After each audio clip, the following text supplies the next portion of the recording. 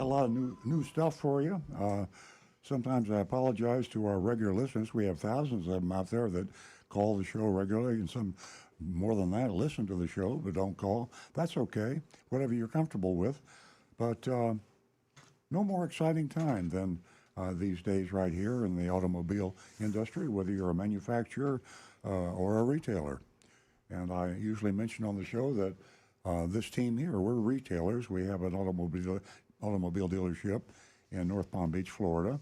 I say Florida and North Palm Beach because we're all over the place. Our mystery shopping report today was done in Pennsylvania, and we have callers from out of the country, from all over the country. We're truly international, and I think that we're doing some good. I see a positive trend toward the unfair and deceptive trade practices that have been carried on by automobile dealers, particularly in the United States, for I guess about 100 years. It's hard to believe that, but the retail franchise system for automobile dealers has been around that long, and I guess from the very get-go, there have been some pretty sneaky behavior to get more money than they're entitled to sell you cars that you shouldn't be buying, and trick you into buying a car. Now, before I get too carried away, let me say this. There's some good dealers out there, and we find them. There's not a lot of them, and I won't tell you whether the dealer we mystery shopped yesterday in Pennsylvania was good or bad, but you'll find out. We do the mystery shop at the end of the show. That's to keep you listening, because it's truly, truly exciting. I mean, if there's one thing on this show that nobody has ever done, it's send a undercover agent into a car dealership, totally disguised as to the fact that they are not a real buyer or a lessor. They're not leasing or buying or maintaining. Sometimes we even do service shops. So they go in and they record everything that happens. I don't mean video or audio record, in their mind, and they write it down. It's illegal in many states to record video without permission, so we don't do that. But right after the visit, for the recollection still fresh in the undercover agent, our current one is Agent Lightning. She records that information, gives it to my son Stu. By the way, Josh Stewart, his brother, is sitting in for Stu today, and Josh will be doing the Mystery Shopping Report. In fact, he's integrally involved with the Mystery Shopping Report also. So, if you haven't heard a Mystery Shopping Report on Earl on Cars, you don't have to stay tuned for 2 hours. It'll be, you can turn it off and then come back on around about 9:30, and you'll hear the Mystery Shopping Report. But it's really cool. Rick? No. They should listen to the entire 2 hours. Well, we like it. You're wonderful. We like it. We like it. I know you. I know you think I'm wonderful, Rick. Thank you very much. We're awesome. I think you're wonderful. But the show is interesting. If you're thinking about buying a car, our advice to you is just don't buy a car, okay? I think we have a caller. We prioritize callers. So Nancy Stewart, my co-host here, will introduce her. Good morning, everyone. Good morning, John. You're an early caller. Welcome to the show. Yes, ma'am. Good morning. Thank you so much. Okay, I've called several times before. I called a couple of times and talked to Rick and Earl about this Mercedes-Benz I had, and it was just 2003, and it was messing me up. So I spent some money, so I just kind of cut the line. So my wife wanted a Genesis, and so SUV, GB80 or whatever. And I talked about it. I said, no. I said, what we're going to get, and she agreed with me, a Toyota, either a Highlander or a 4Runner. And so I hate going to the car places. I hate it because this one, I live in Stewart, and the Treasure Coast guys, when I've gone there before in the past to get a part for my cars, they just like a bunch of piranhas. So I hated it. I said, okay, but you do the talking. I'm not going to say anything. So we get out, and we're looking at all the cars. So we found the Highlander stuff. And then after about 10 minutes, this fellow named Shane came out. He said, could I help you? And we said, we told him what we're doing and everything. And so he said, well, okay. He says, let me go get a key, and you can get in and look at it. And so that was it. We looked at it. She showed it to us. We walked away. And I said, wait a minute. I said, I've been here before. I said, and it's like a bunch of piranhas. I said, but you were really courteous. You were polite. You answered our questions, and you gave us your card. And I said, I asked him what his name was. He says, well, we have a new general manager, and he said we're going to treat people like human beings. So I just thought, yeah, I know you might want to know that because before it was very unpleasant. I didn't even like to go and get parts because yeah, can I help you? I said, I'm just getting some parts. Can I help you? No, I'm just getting parts. So I haven't heard one on them lately, but I know in the past they probably weren't very good. Well, John, thank you. That's great news. I hate to be the bearer of bad news all the time. I love little beacons of light like this that come through with your calls, and we will recheck Treasure Coast Toyota. I'd love to find a conscientious, caring car dealership in South Florida, especially. We call that the belly of the beast or Sodom and Gomorrah. We have all sorts of names, but we find nice places outside of the state, but South Florida seems to be really bad. I really hope, I know the owner of Treasure Coast Toyota, his name is Sandy Woods, and he's a gentleman. I like him. We've been friends for a long time. And when you have a lot of dealerships, sometimes it's hard to keep track of what each individual one is doing. But thanks for your call, and we will respond. You will see a mystery shopping report on Treasure Coast Toyota shortly, and I can't thank you enough for the call. Yeah, the guy's name was Sean Duffer, and I told him I asked him if he ever listened. He said, "Yeah, I listen to it every Saturday." So I said, "Well, listen, Encouraging. I'm going to mention your name." Encouraging. Well, I've been having kind of a rough morning, John, and your call just put a smile on my face. So thank you so much, and we'll try to get Sean when we go to Treasure Coast. Yeah, I'm sorry, Shane, Shane, Shane. Okay. Oh, Shane. Okay, Shane, not Sean. Yeah. Very good. Thanks again. You have a great day, and please call again next Enjoy week. the rest of your day. Have a blessed day, buddy. Thank you, All my right, friend. appreciate it. Bye-bye. Thank you, John. We definitely enjoy the company of our listeners, of our callers, texters, everyone. YouTube, you guys do such a great job every single Saturday morning. We love hearing from you, and we learn something from you. Give us a call toll free at 877-960-9960. You can also text us at 772-497-6530. Don't forget your anonymousfeedback.com. Now back to the recovering car dealer. Again, talking about John's call, this is what makes the show so important. It's real time. It's what's happening today, and so much of the news we get is yesterday's news. So we're seeing change for the good and for the worse. Here we see a hopeful, we'll keep our fingers crossed, change for the better with Treasure Coast Toyota in Stuart, Florida. And we will visit them shortly, maybe not next week, but the week after, and we will verify that. And then we'll move them to the recommended list or raise their score. We have the good dealer list and the bad dealer list on earloncars.com. That's our blog site. And so we're a story in motion. We change every week, every day, and things are starting to get a little bit better. I think in the next few years you'll see some major changes in the way cars are bought and sold.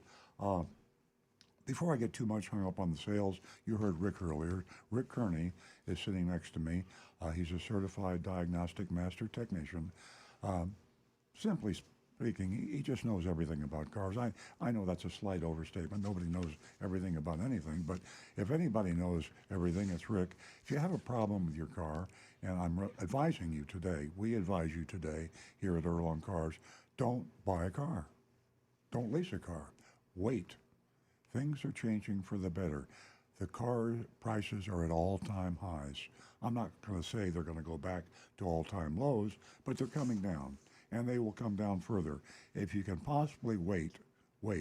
And during that waiting period, you need to have good transportation, and you need to be sure your car's running okay.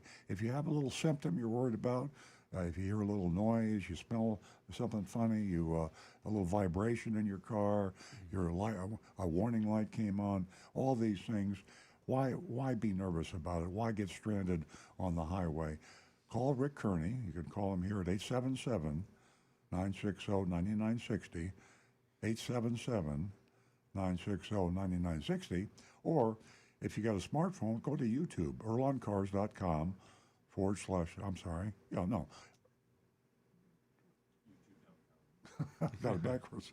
If you go to youtube.com/Earl and Cars, youtube.com/Earl and Cars, and he monitors that channel on YouTube. So you can ask Rick his question directly, and we also encourage you, if you can, send him an audio clip or a video clip of the symptoms. You know, the noise, or maybe what you're seeing. We don't have smell-o-vision yet, so you can't describe that. But describe the symptoms either verbally or more specifically with a clip you can send to youtube.com, and he can see that and he'll respond. We also have a text number, 772-497-6530. That's 772-497-6530. Audio, text, and our most unique spot, we get a lot of calls on this, or I say responses, I should say. It's youranonymousfeedback.com. Now, Josh Stewart is monitoring that along with our text. So it's Y-O-U-R, anonymous, ANONYMOUS, feedback.com. Youranonymousfeedback.com. And you can say anything you like. We don't know who you are, where you are. We get a surprisingly number of positives. We don't have a lot of attacks on your anonymous feedback, but we don't mind. The only thing we censor when we read them all, sooner or later, we read them all, but if there's profanity or vulgarity, we're not going to put that out on the air, but we'll say bleep or blank or something like that. So if you want to swear at me, that's fine. I'll say blankety blank and then get the context to your message and we'll answer it. So we got texting, we got audio calling, we have your anonymous feedback, we got youtube.com/Earl and Cars, and we have facebook.com/Earl and Cars, and that's Josh. He monitors that. Nancy Stewart, as you just heard earlier, if you've been tuned in, she monitors the phone. And when you call in on the phone, 877-960-9960, we stop what we're doing. Nancy taps me on the shoulder. I stop in mid-sentence and we prioritize callers. Why? Because you're driving along the highway and you're going to make a call. You probably shouldn't be calling anyway, but we don't want you to worry about holding anywhere. And we only have about 5 lines coming in. Sometimes we get real busy, and then you get a busy signal, and we hate that. So that's why we prioritize phone calls. 877-960-9960. Now, Nancy Stewart, she's a very strong female advocate. You ladies out there, we know a lot of you are listening. Thanks for Nancy, because we've been doing this for almost 20 years. She has a special offer. If you haven't called the show before, if you're female and you're a first-time caller, there's a special offer. Your regulars know what it is, but if you haven't, stay tuned. I'm going to turn the mic over to Nancy now, and she'll tell you all about it. Good morning, ladies. We have a special offer for you. Please take advantage of it. I know you can use it. First 2 female callers, you win yourself $50 this morning. First 2 new female callers. And you can share anything with us, whether it be just to say hello or, well, possibly a purchase you made, leasing, anything at all, anything in service also. And it is for the first 2 new lady callers. So give us a call, 877-960-9960. And we are going to go back to the phones where John from Palm City is waiting. He is a regular caller. Good morning, John. Good morning to everyone. Earl Stewart has talked in the past, in spite of the robust car market, of companies that are into trouble or may not be around any longer. I'd like to mention one where people will be a little shocked over it. This company was formed about 10 years ago, originally from Drive Time. Anybody want to guess what the company is? I give up. The answer is Carvana. Carvana has tremendous problems. The stock is down 90% from its peak. They bought Odessa, which is the second largest car auction company, for $2.2 billion. They're having trouble with the financing of that money. They're also having layoffs. They built 33 of these so-called vending machines, like a soda vending machine, and it continues. But the major problem is they have multi-lawsuits. What are the lawsuits about? Class action. Just in one example, William Stalls of North Carolina, he was stopped for speeding in his Hyundai Sonata. When he was stopped, they found 12. He had the car for a year. 12 temporary plates from Georgia, Tennessee, Arkansas, and Arizona. They ran the VIN number and found out that the car was registered to somebody else. Oh, boy. They immediately arrested him. He was arrested. He would spend over 8 hours in jail. He had a post bond, and they found out that that car was, all these temporary plates that were issued were unnecessary, basically, because they don't do their proper paperwork. Wow. And there's other examples of that. A question I want to ask Earl, in the state of Florida, can they issue a temporary for the same car more than once? Yeah, but not one line after the other. Technically, you can only issue one temporary tag when you sell a car. Then you're supposed to have the real tag. But if they trade that car in 5 years later, and the car gets sold again, then you could have another temporary tag. But to have that many in the car, something fishy was going on, because you just don't keep. Now, in practice, I don't want to get too granular here, but sometimes dealers do put a second temp tag on, but I've never heard of 10 temp tags. That would be a new record. Yeah, that's excessive there. This is an actual case, and there are others, Yeah. but I won't get into the details of states involved. Pennsylvania already has revoked their temporary revocation of the issue any tags, and it happened several times because of many of these other incidences. But the main thing about them is layoffs have started. This department that's in charge of registering the cars is evidently defunct. It's one joke. I mean, if you don't have the proper registration or ownership of a car, technically they don't have any right to issue a temporary, and that's what they're in deep trouble for. Yeah, that happens. I suppose, sometimes these temp tags lay around in a closet somewhere. Anybody can go in and grab a handful of them, and you can sell them. I mean, it's just, there's very little enforcement on it. One thing, John, if anybody out there has this bad experience, if they contact the state Department of Motor Vehicles, whichever state it's in, the state of Department of Motor Vehicles regulates the life and death of a car dealer. They can take away their license, basically put them out of business, bankrupt them. They can fine them. They don't have to go through the judicial process. It's a agency that has enormous power over car dealers. So if you get flim-flam by a car dealer, especially on something like a temp tag, a quick fill out the form, Department of Motor Vehicles in your state, and when they get it, they will contact the dealer personally, and they will jump and act on anything from the DMV. They don't even, sometimes they'll ignore lawyers, they'll ignore the Federal Trade Commission. The dealers will ignore a lot of people. They won't ignore the Department of Motor Vehicles.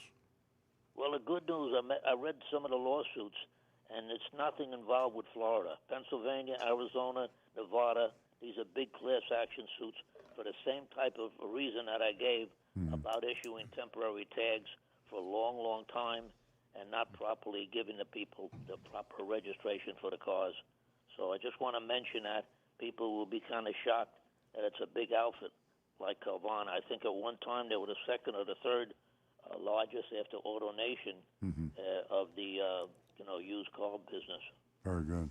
Well, John, thank you. Amazing. Very, very informative, and you're a great caller. We'd love to hear from you. You never cease to amaze us, John. Week in and week out, you come to the show with so much information, and bring us a lot of things to light that nobody really knows about. We do indeed. Thank you. Well, thank you guys for being there. I know you'll enjoy the mystery shopping report. Don't forget to grade it. Okay, we're going to go, we're going to stay with the phones, and we're going to go to Sarah Lynn, who is calling from Boynton Beach. Good morning, Sarah Lynn. Good morning, Nancy. Good morning, Earl. Good morning, all of you. Thank you. So I was just listening to John, so that means I have to get all my licenses out of my trunk now. I'm kidding. It was just a joke. So I really just called to say thank you and good morning to all of you. And I love your show. I just want you to know. Thank you. Well, thank you, Sarah Lynn. It's my pleasure. I wish you all a fantastic day. Thank you. We enjoy your company. And I love listening. Give us a call again.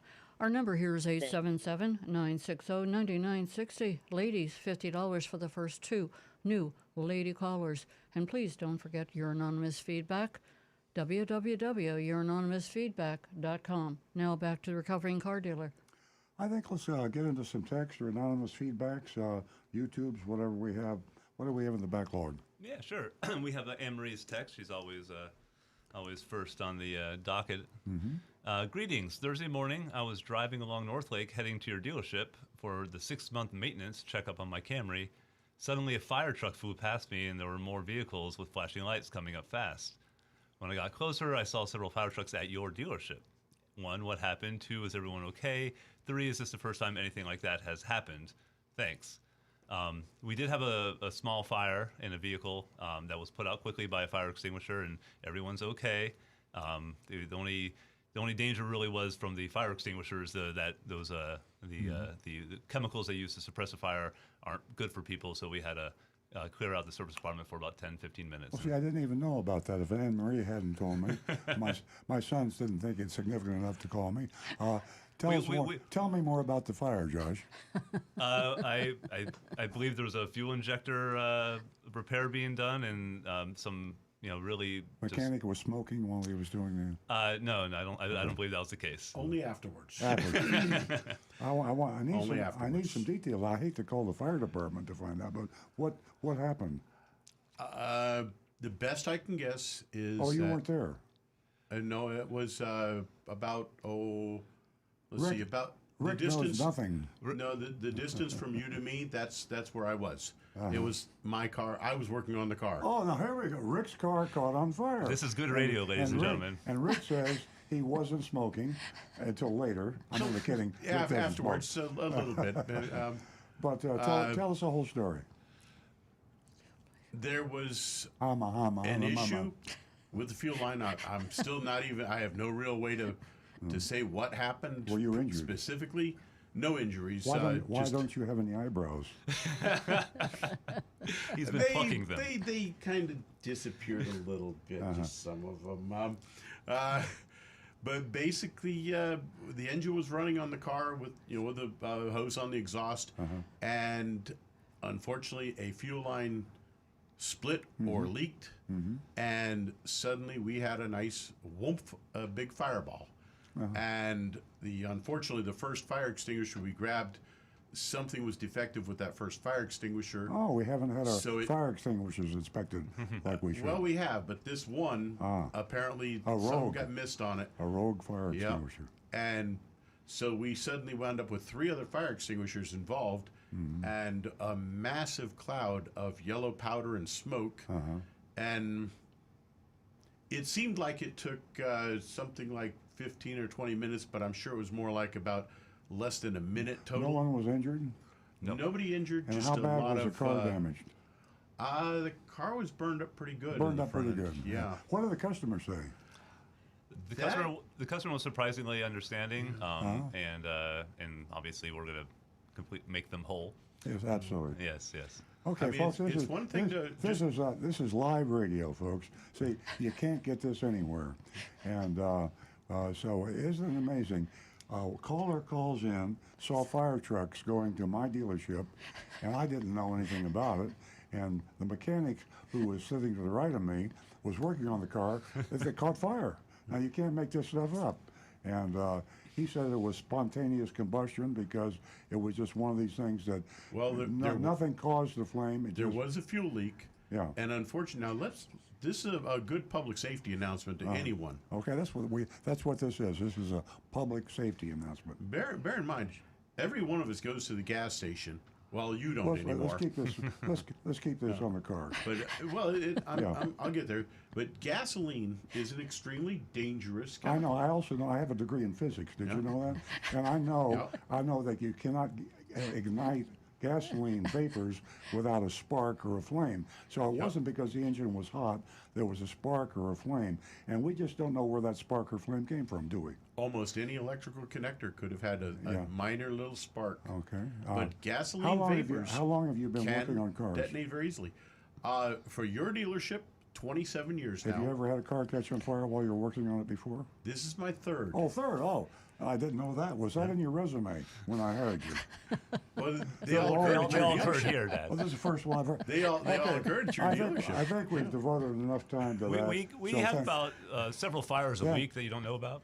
Jonathan, can you do an audio? We'll do a YouTube video on this. And this will be, I'll come up with a really good title. I think it's going to go viral. So let's get back to the basics here. Do we have any callers? Well, there's more to Anne Marie's text here. Hold Oh, on good. for a No, second. that- yeah, I want to no. pick myself up off the floor. Okay. Okay, Josh. So, and before I continue to the second part of her text, I would like to give a big shout out to the North Palm Beach Fire Rescue Yes. for their quick and speedy trip to the dealership. I understand that they stay close to Rick Kearney. I mean, they have a truck. He has like a caravan of yeah. police of Yeah. emergency vehicles that follow him around just Exactly. in case. I have a new entourage. Yeah.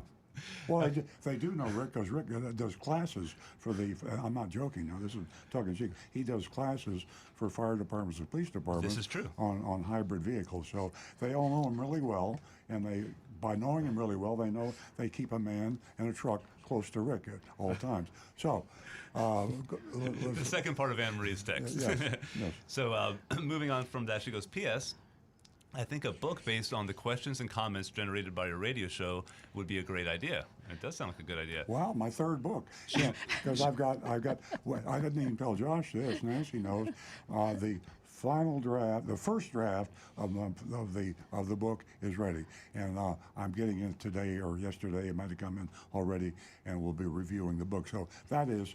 Revelations of a Recovering Car Dealer, and book 3, I love the idea, will be Earl on Cars. Well, she even has a few suggestions for the titles. Oh, great. First one is The Radio Show Chronicles, Where Knowledge is Power. I love it. Number love it. 2, The Radio Show Chronicles, Where the Public Hears Car Dealers' Secrets. Ooh. And last but not least, Grilled, A Car Dealer Spills His Secrets. Oh, I like that one. Yeah. And we could tell the grilled, we could do the fire part. Oh, ba-doom, boom. I wish we had some real sound effects here. Jonathan, we need a rim shot for next week. So that's it for Anne Marie. Those are wonderful titles, and a special thank you for stimulating probably the most exciting impromptu conversation in the history of Earl on Cars. Oh, thank you, Anne Marie. We love hearing from you every Saturday morning. You've become a great part of the show. A fixture of the show. Okay, Okay, Josh, do you Yeah, I have some more texts. let's do it. We can get back to Rick on a less controversial topic. Or humorous, as it were. I had my rear brakes done on a 2011 46,000 mile 4Runner along with the tires rotated. After that, I had a vibration in my steering wheel and a little wobble. I had the truck tires balanced, and I still feel a slight vibration with a subtle bounce in the back of my truck. Any ideas? So rear brakes and a rotation.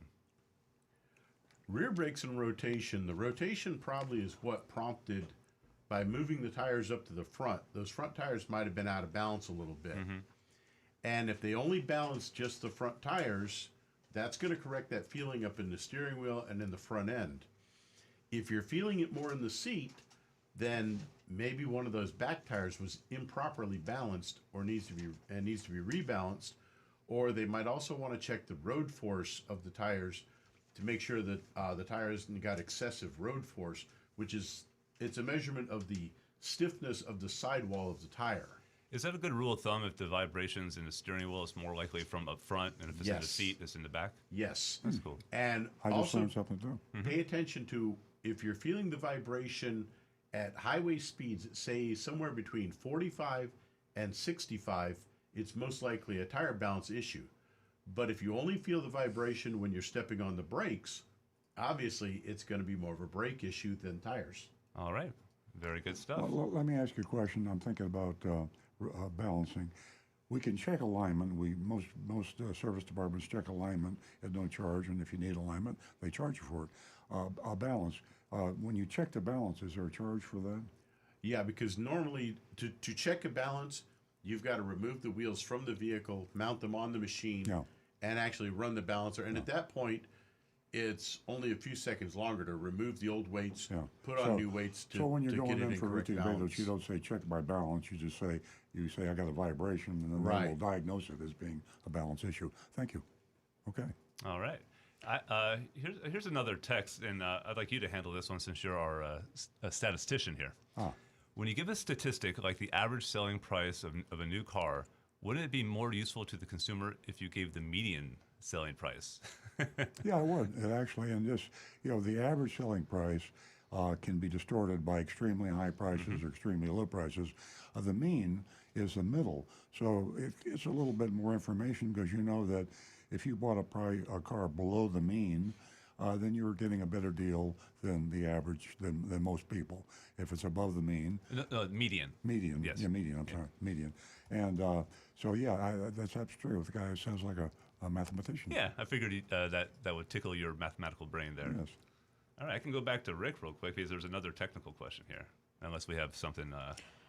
No, we don't, but I will mention again the telephone number is 877-960-9960, and we'd love for you to stay with us this full 2 hours. We have a whole lot to get to, especially some information about the Federal Trade Commission. And ladies, I'll remind you again, $50 for the first 2 new lady callers. Please give us a call.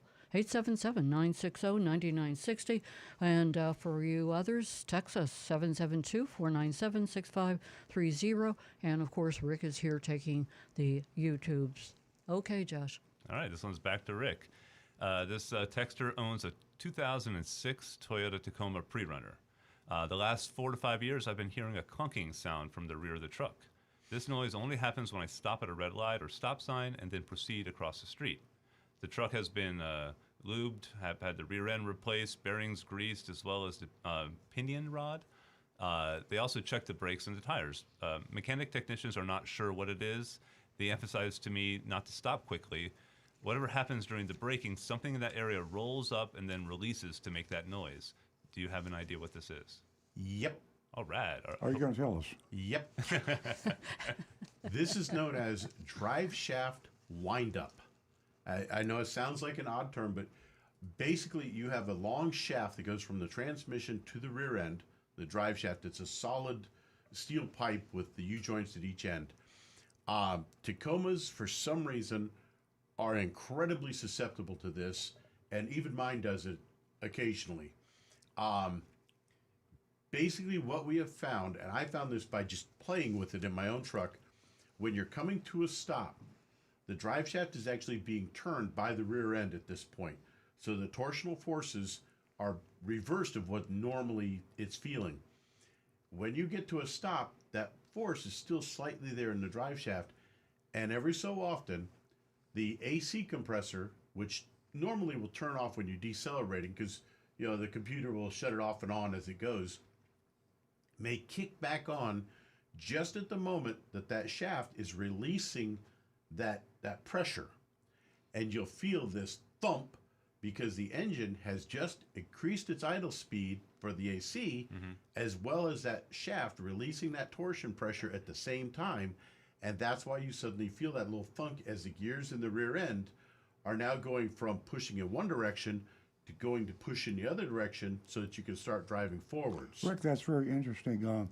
This is a 2006 that the texters. What year is your? Mine is a 13. So you and mean they've in been 7 doing years, Toyota still hadn't figured out how to fix that? They started doing that, finding that problem in 05 was when customers started complaining about it, and it persisted all the way through the 2015 model year. They didn't change the Tacoma bisolve for nearly 10 years in that Yeah, bisolve. but I mean, you would think there would be an engineering tweak that they could have made. They tried many different things. They said, don't lube the drive shaft as much, because there are several lubrication points on the drive shaft. They said, don't put as much grease in it. Put more grease in it. They tried changing springs on the leaf springs on the rear end. They did a whole bunch of things, and finally the engineers just said, we just can't seem to figure out how to get rid of this. And they finally just said, well, it's the gears in the rear end, which are turning one. Buy a Nissan or a Dodge. It does it at that point, yeah. Yeah, right. Is it just a noise, or is it causing any kind of internal damage? So far as I can tell, it's 150,000 miles on my truck, and it hasn't caused any damage yet. Just a clunky truck. Yeah. It's simply you feel it at times, and like the caller was, or the texter was told, if you coast gently to a stop, it doesn't get as much pressure wound up in the drive shaft. Yeah. And then that will release that pressure a little easier, and you won't get that thump. Yeah. Okay, well, change the way you drive your vehicle to accommodate our engineering expertise. Yeah, that's pretty much what it is. Okay, any more interesting text over there? Yeah, this one definitely falls into the interesting category. This is from Negan, and he's saying a hi to Stu. So, does Earl know that Tesla cars don't have AM radio? I did not know that. Earl does not know this. And that's really strange because I like to listen to AM radio sometimes. Well, there's some theories here. I don't believe that. Well, you can test it in about an hour and 24 minutes. I know. Well, no, I don't know. Now, come to think of it, because I don't listen to. So that's When's the last time you put on You're right. Yeah. WJNO? Wow. Okay. Well, it's Well, that's the reason when I'm driving it, I can't get AM. Well, this is what Negan says here. He says electrical noise from the motors will cause interference and noise. However, the new Ford Lightning does have AM. There's a conspiracy theory apparently on the internet as to why, and it has to do with talk radio on AM stations being mostly conservative radio talk shows. Wow. It seems that most Tesla drivers don't fall into that conservative category. I'm not sure how much legitimacy there is to that, but it's very interesting. When Ford was asked why AM radio is included in Lightning, they said the average F-150 was a blue-collar man, and they tend to listen to more conservative talk radio. On the way to work or home. I found this interesting. Thanks for a great program. Well, that is a great call. It's a really interesting I love text. it. The callers teach us things. I didn't know that. And her reasoning is very logical. It absolutely seems logical. I'm not sure that I would say Elon Musk and Tesla is liberal, but he's kind of wacky back and forth on both ends of the spectrum. The first part, though, was there being some sort of interference from the electrical motor, making the AM station more not as and not being able to pick it up as easily. Yeah, the That's Ford Lightning is a electric vehicle. It's an electrical vehicle, but I guess according to this theory, they want to make sure that their target consumer could get the radio they want. Love the text. That Really is interesting stuff. Really good. Yeah. What else we got? Oh, I got something else coming in here. Okay, let me jump on something I want to talk about. Yeah. That I was talking briefly to you about, Josh, and I talked to Nancy about. We had an issue the other day with a prospective customer at our dealership, and she had a problem with the valuation of her trade-in, and we went through a process that I advise you listeners, anytime you are trading your car in, to go through the same process. That process is to go through the third-party buyers. You heard John from Palm City earlier talking about some of the third-party buyers like Carvana that were having financial troubles, and that is true. So we put this particular trade-in through the process to be sure we got the most for the vehicle, and I just thought you'd be interested. The range of prices offered from the various third-party used car buyer sellers was over $10,000. Wow. And we had the low. Well, no, let me rephrase that. It was more like $7,400, $7,400. The low price we got was from Vroom. Then their price was $10,000, actually below $10,000. And the high price we got was from Car Guru, which was $17,400. We had the CarMax was $17,500. So we actually allowed on the car, our appraisal was $17,000. So I'm saying to you, if you make a note of, and you can Google it, third-party car buyers. The ones we checked in this case were WeBuyAnyCar.com, CarMax, Carvana, Vroom, VROOM, and Car Guru. And we went through these, and you can see a $7,500 round number swing in price. Now, as I was going through this process and discussing it, it occurred to me that finance, Wall Street, has a name for this phenomena, and it's called the greater fool theory. And it helps me remember this. The greater fool theory has been around for years, and the really sophisticated people on Wall Street, the speculators, use this.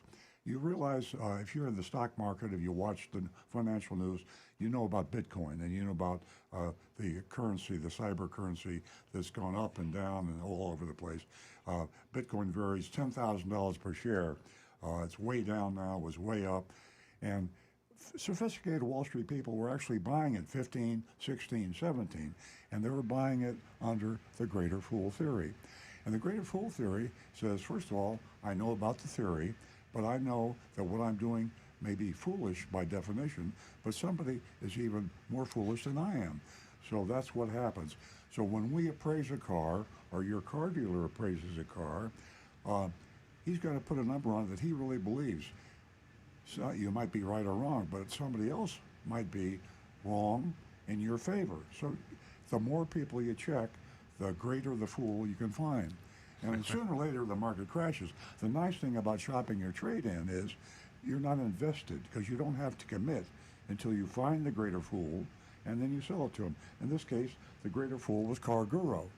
And there might even be a greater fool than Car Guru.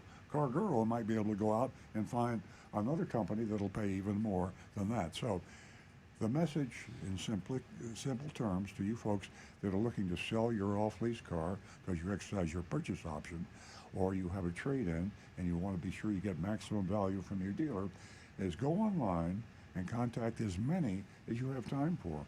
I think you could find a dozen of these and you get a bid and sell your car to the greater fool. And you get much, we're talking thousands of dollars of difference. So that's my tip of the day. That's great advice, always great advice from the recovering car dealer. Ladies and gentlemen, give us a call toll free at 877-960-9960. The lines are open. We're waiting to hear from you. Remember, you make the show. Also, you can text us at 772-497-6530. And you can also send us an anonymous feedback. www.youranonymousfeedback.com. Now back to Rick. Do you have any YouTubes over there for me? We're running a little quiet here, except for Mark Ryan saying we should get T-shirts printed for Rick's gift shop that say the fire may be out, but I'm still smoking hot. I like I that. really did post that. Well, if we're gonna do a YouTube video on this, and Jonathan is very creative. We might even get maybe our marketing company in there. We'd splice some stuff together. I think we could get you 2 or 3 million views on that. I can see that. We need some graphics. Do you think we could recreate the fire? Oh, let's not. Okay, we won't do Let's that. not. Now I have a question for you. Earl asked about the smoking aspect of things. Was anybody smoking any ribs in the back? No. Oh, no. But I'll tell you, the creepy part was about 15 minutes after all this had happened, and I'm kind of coughing a bit because, and every time I coughed, I would see puffs of dust and vapor come out of my mouth. It was weird. Okay, let's move. That is amazing. Let's move right along. Any text or Yeah, I have feedbacks? I got a text from Robbie in Stuart, Florida. This is for you guys here. It says, "Good morning. I listen to your show every Saturday.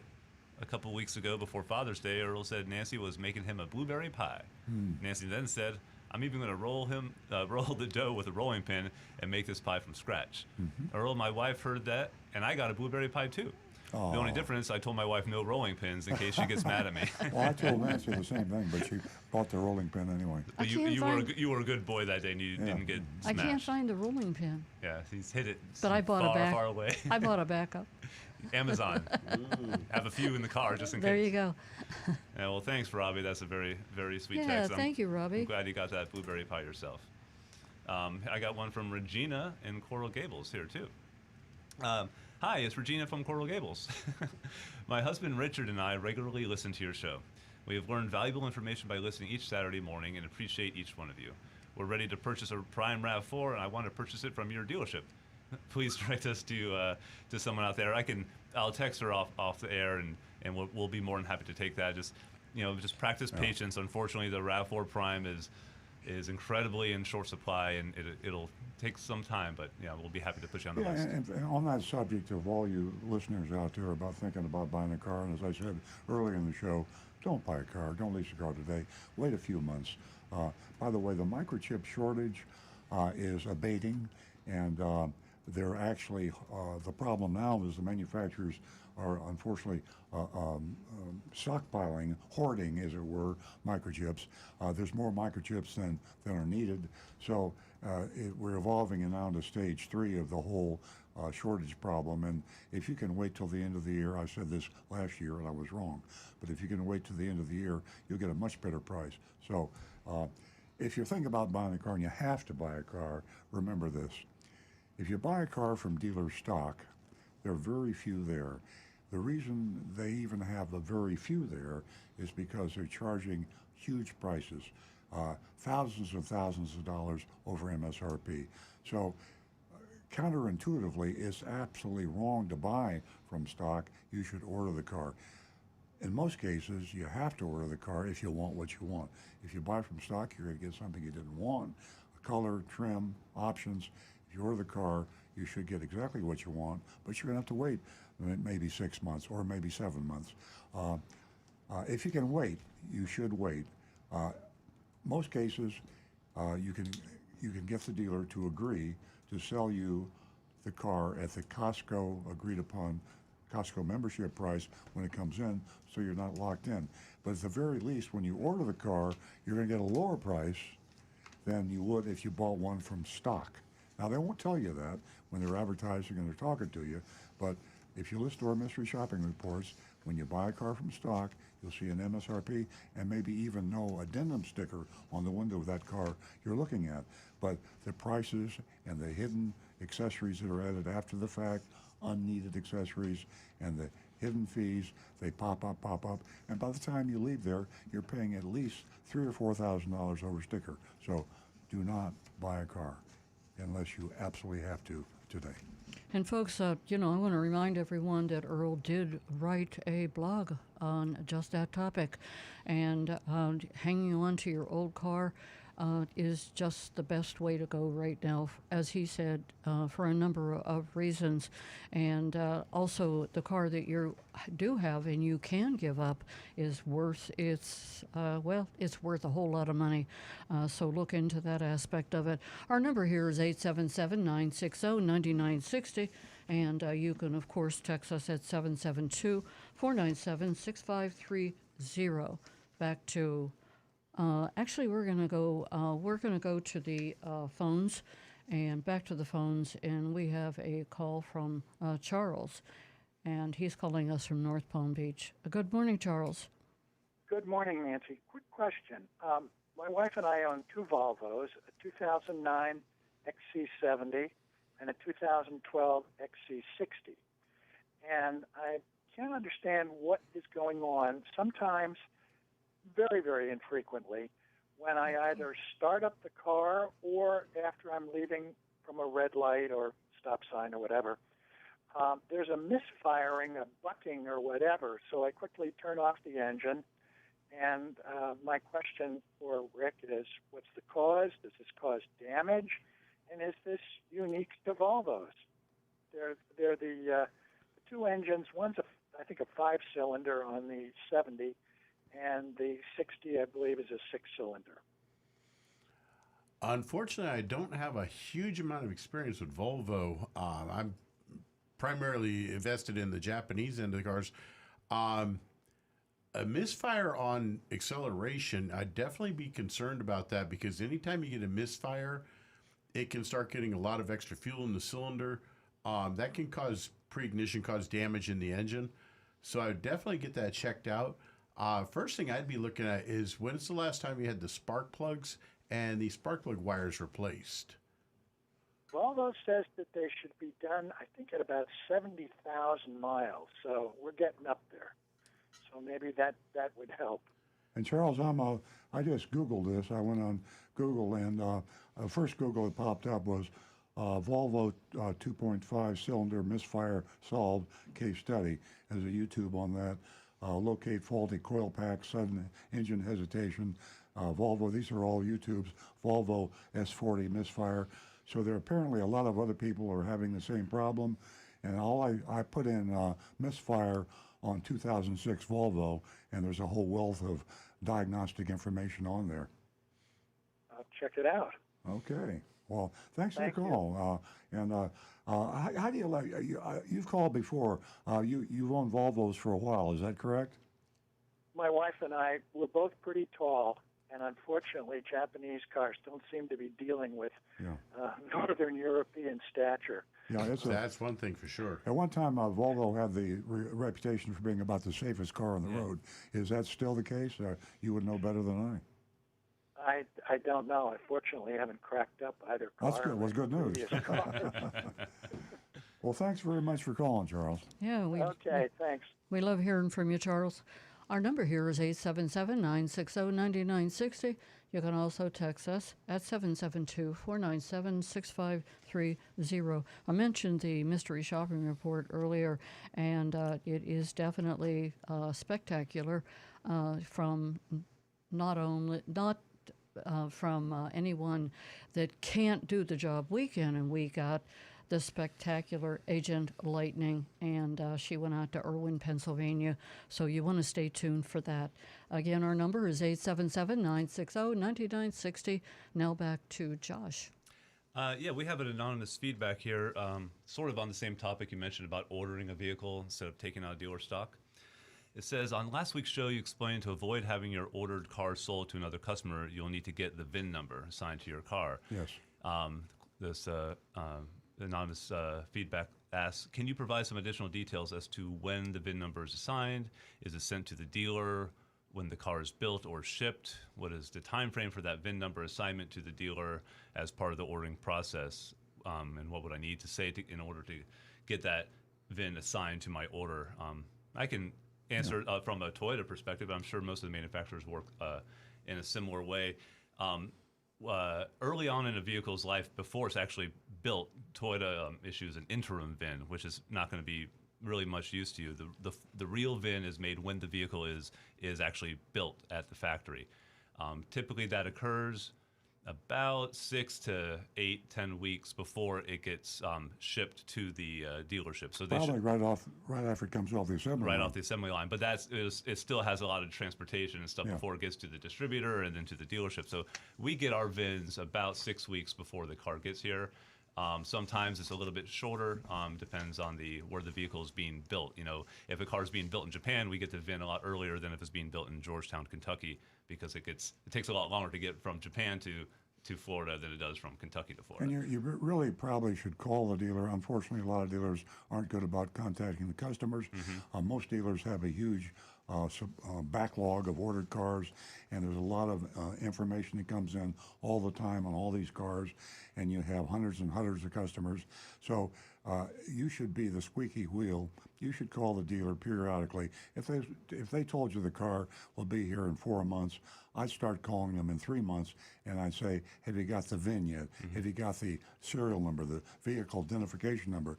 Once you have a vehicle identification number, and they've communicated that to you, and you have an order, you legally own that car. Up until then, any car of the general description that you ordered can be substituted. So someone else might buy that car that came in because the dealer could sell it for more money, or maybe they just make a mistake.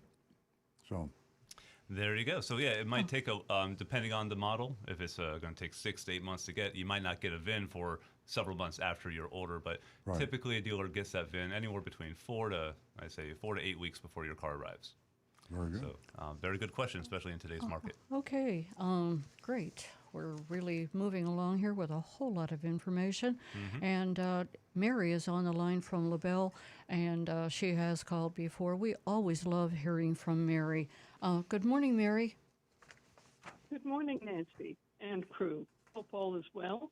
Thank you. I'm calling this morning with a follow-up on my 2011 Honda CR-V that had a shutdown problem. A few weeks ago, I called 2 weeks ago, and today I'm calling with follow-up from the repairs I had done at the Honda of Fort Myers dealer.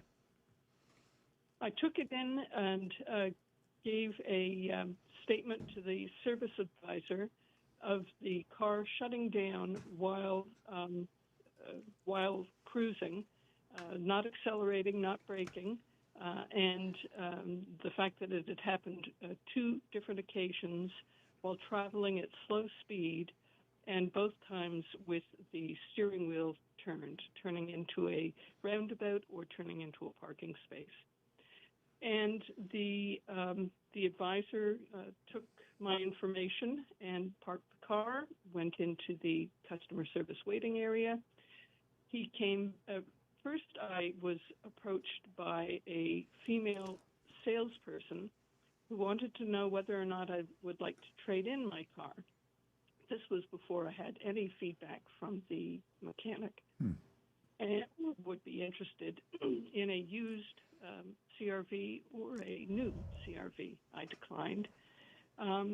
Then the service advisor came in to speak with me and said that a video of my inspection would be forthcoming and I would be able to access that on my phone. In about 45 minutes, I did get a video on my phone. I unfortunately was unable to access it. But later when I got home and had my laptop up, I got to actually see the mechanic's assessment of the problem. Basically, there were 2 issues.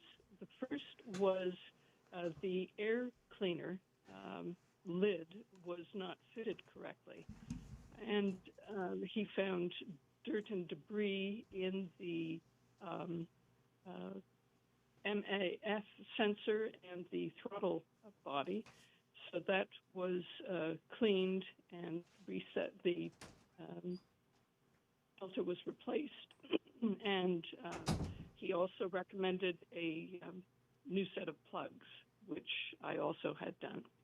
When I asked about the steering locking up, which was my primary safety concern, I got a little bit of a brush off and was told, well, yes, when the ignition shuts down, the steering locks. That's the way it's supposed to happen. I said, well, that can be a real safety concern at highway speeds. And I basically got the brush off there and was told, well, that's the way cars operate. So I was also told that I needed 4 new tires, that I had, I should have my brake fluid changed, a long list of pricey other services which I declined. Mary, were you given an estimate of the total cost? I was told that it would be $169 an hour. And then, yes, I was given not just an estimate, I was given a very close breakdown of labor, parts, miscellaneous items, and tax for each potential service. What was the total? I have to, if I did everything but the tires, the total would have been $1,000.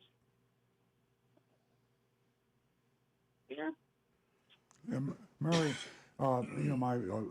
you're from LaBelle. I'm not. Did you go to a Honda dealer in that area, or did you come into West Palm Beach area? Which dealer are you going to? I went to a dealer in Fort Myers. Oh, Fort Myers, He's yeah. Relatively new. Opened up just before the COVID pandemic. The estimate minus the 4 tires would have been $1,560.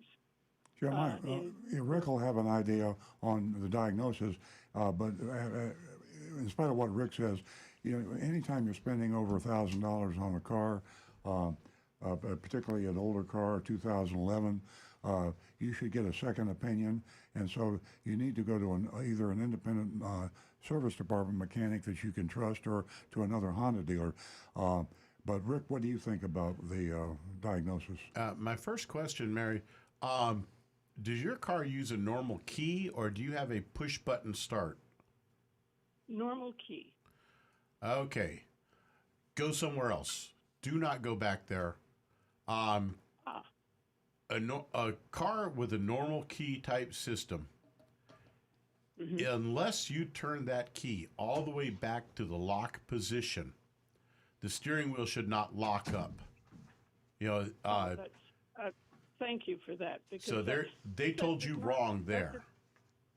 Okay, that's both good and bad to hear, because I got the feeling that I was getting the little old lady brush off there with my concern. Yeah, somebody's messing with something here. My first thought is when you felt that when you turned the wheel and the car shut off on you, did the steering wheel actually lock to where you could not turn it, or did it just get very difficult to turn? It would not turn. Okay, there's something going wrong with that steering lock system then, and you should definitely go somewhere else and make sure that they check that system properly, because that is obviously an extremely dangerous situation. As a matter of fact, most cars, especially Japanese cars, when you turn that key all the way back to the lock position, even then, that steering wheel, although it'll be hard to turn, it should still turn all the way, the full distance left to right, until you take the key out of the ignition. That's a mechanical system that it should not lock that wheel until that key is out of the ignition. And if it's locking, there's a serious problem there, and that's extremely dangerous, and you definitely should get that checked, but somewhere else, because if they brushed you off on that, they're not doing right. That's a disservice. I take it to another Honda dealer, and I would get another opinion. I'd love to have you call the show next Saturday and let us know how it went, Mary. Okay, I will take your advice. I appreciate that very much. Well, thank you so much Mary, for the call. we really appreciate you calling and would love for you, as everyone has said, for you to stay in touch with us and let us know how things turn out. Well, I really appreciate the fact that you agree with me that that steering issue is a safety problem. Very I will much so, definitely yeah. follow up with a different dealer. And Mary, you sound like an educated consumer, and there should be more of us out there like you. Good luck. Thank you, guys. Have a good week. Thank you. 877-960-9960, or you can text us at 772-497-6530. Now back to Josh. That kind of reminds me of the that Chevy recall, Rick. That wasn't there an ignition switch recall, and that was a major where the cars were actually turning off just because the key would be too heavy or the keychain was Right. dangling. Yeah. A lot of people, and this is something a lot of people do like to carry a lot of things on their keychain, and in some of the older cars, that could actually cause stress on that ignition cylinder by having all that excessive weight on the ignition key. Yeah, so that's a good advice not to have a 5-pound keychain. Right, very good. Well, most cars are going to push start, so that. But if you still have a key, be Isn't wary. that's really amazing that you mentioned that, Josh, because that used to be like standard operating procedure for everybody. You'd have a big, they had little a big ring, and you 30 felt like keys. Moses. I mean, everybody had this huge ring of keys. It was like carrying around a tambourine. Well, and also a lot of ladies used to carry with a strong lanyard on the end of the keys, just as kind of a safety issue. If somebody comes up that you don't like, you've got a little wallop. That's a good point. And a little can of pepper spray. There you go. Okay, ladies and gentlemen, please, 877-960-9960. The lines are open, and we'd love to hear from you. Now back to Josh. All right. I got a text here. It's a long one, so hopefully it's an interesting one, too. Hello, gang. Long-time listener here. I enjoy your show, mainly because I'm very mechanically inclined and listen to the callers present their issues to you and get an honest answer, unlike what I've been getting. I just do it as a hobby. I told my wife that I would do it for money if I did it for money, it would become a job, and I'm not going to enjoy it as much. That's a good point. My question, I have a 2014 F-250. Like one of your callers, I'm having a little bounce, which seems to be coming from the rear tires at highway speeds, about 65 miles an hour. I visited a couple shops in the West Palm area, and before I could even explain what my problem is, they're trying to sell me tires. Seems to be that they're all on the same page because I get the same response from every place. They actually get upset when I decline the new tires. My tires are not new, but they do have a little less than half of the life left. As you know, the price for tires is up in the sky just like everything else. I've paid on 2 separate events to get the tires balanced, but the problem is still there. I don't know what to do anymore. I can't seem to find an honest mechanic to tell me if my tires are bad or if it could be fixed by properly balancing. Being that I had oversized tires on my trucks, it's hard to find a reliable and honest shop. Please advise. Thank you. Well, the only thing I can think that would make someone honest to recommend you replace your tires if you still have tread, the NHTSA, National Highway Traffic Safety Association, guideline is 230 seconds. We're more conservative at our dealership. We use 330 seconds. But if you've got tread, it could possibly be deterioration like, and by tread, I mean even tread on all your tires. If they're old tires, they could be cracking. Rubber cracks when it gets old. You can check the date of manufacture of your tires, and if they're over 6 years old, you have reason to be concerned, and an inspection to see if there's some cracks could be a problem. But I don't know if you got. I'd be a little bit worried if everybody. You say every place you go, they recommend new tires. There might be something that I'm missing. I hope you don't have a nail in the tire or something else, but I'm sure they would have said something to you if they did. Rick, you have a... uneven tire wear can also be an issue I there, said too. that. Yeah, tread wear if you got by cupping definition. or something. Yeah, tread wear by definition, you have to have 230 seconds on all your tread, not just one tire. So if you have uneven tread wear, then you below 230 seconds, you need to get that replaced right away. All right. Okay. Unless there's something on the phones, I have another text I can go to. Okay, do it. They're coming in fast and furious today. I just heard your comments about waiting until the end of the year to buy a new car. What is your take on the status of the used car market right now? This texter needs to buy a used car in the next few weeks and concerned that he'll be overpaying. Used car market is in better shape than the new car market. I think the prices are coming down in used cars a little bit. They're not really coming down much at all in new cars. You're still talking about a bad time to buy. And by definition, a used car is greater risk than a new car. So I don't change my mind on used car or new car. Don't buy either unless you have to. And I believe you're going to see used car prices come down. Another strange thing that's happening with used cars, it's kind of a push-pull thing. Demand's dropping, but supply's also dropping. The off-lease cars are becoming scarcer and scarcer because less people that are leasing cars are wising up to the fact that when that car comes to the end of your lease, you have a purchase option, which is a bargain. So more and more people are exercising their option to purchase their lease car, and you don't get to buy it by them turning it in.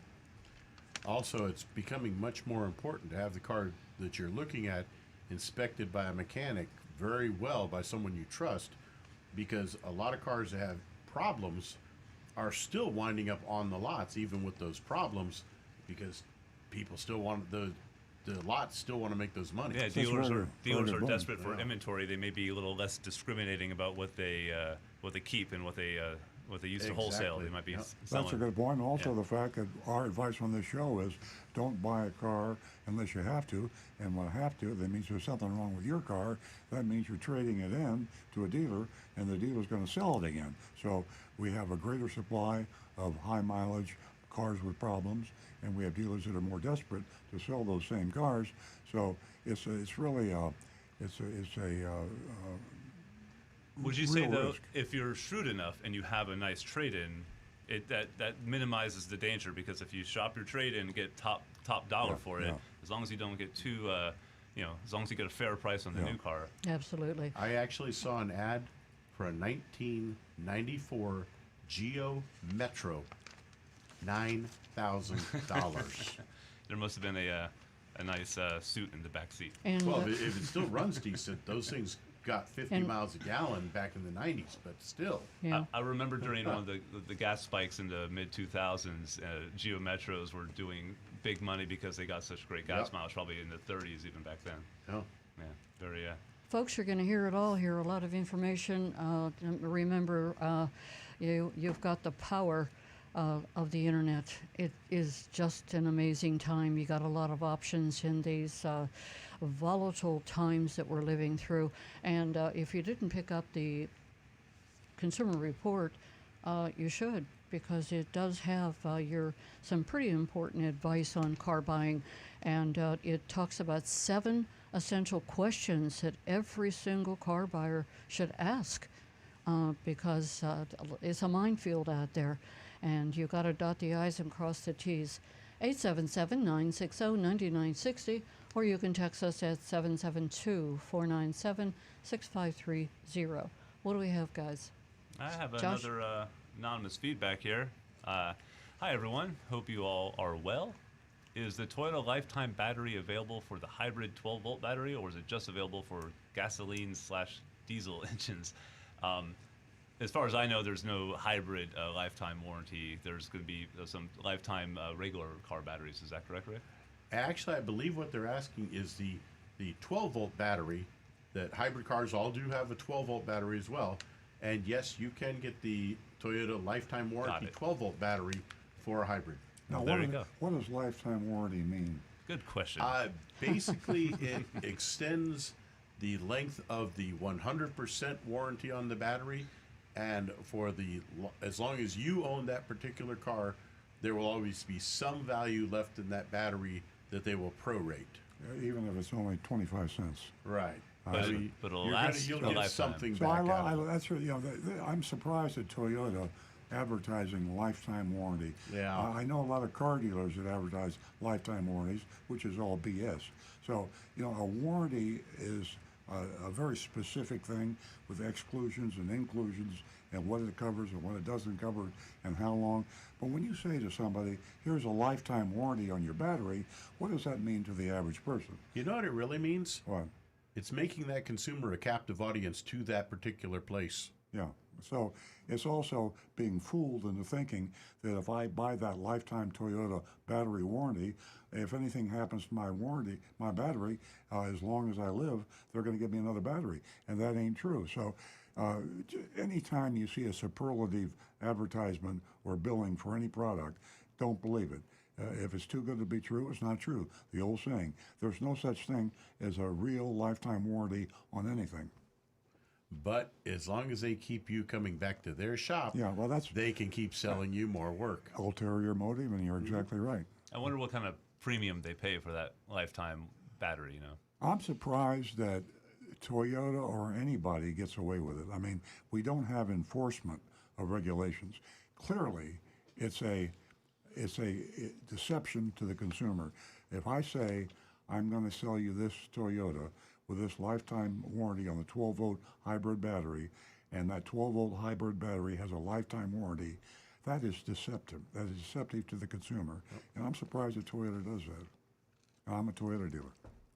I'm growing a little disgusted by some of the things I've seen And from everybody. Toyota and all of them. There's not enforcement of the rules and regulations. Federal Trade Commission, by the way, says that's deceptive. I was going to talk in a minute about that. We have time.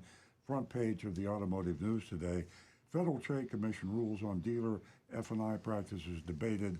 The Federal Trade Commission has been in the news recently, Automotive News, Wall Street Journal, any periodical you read, and they're coming out after car dealers. The problem is, with the Federal Trade Commission, they're making a lot of rules, but nobody enforces them. And they're making more laws. We're in Florida. Florida just came out, the legislature closed up and shut the doors in Tallahassee. 150 new laws in Florida. I mean, they can crank these laws out like hotcakes. And the government keeps making laws, but they don't enforce the laws. Mm-hmm. And the reason they don't enforce the laws is because the regulators are in the pockets of big auto, big everybody, big insurance, and the regulators who get elected and the legislators that get elected by the corporate people out there that are selling products like batteries, they have a lot of influence. They have lobbyists making millions of dollars in Washington and Tallahassee and every other state capital. And so the regulators are very hesitant to enforce the laws. So thank you, Federal Trade Commission, very much. These new rules that you issued on, I think it was June the 4th, It Yes. was, voted 4-1 on June July- 27th. July the 4th edition. Yeah, on June 27th, 4-1, they invoked all sorts of great rules. And basically, they said that if a car dealer advertises a price, now listen to this, Federal Trade Commission new regulation. If a car dealer advertises a price or quotes you a price, it has to be the price you can drive the car home for, plus government fees only, tax and tag. Now, where have you heard that before? On this show.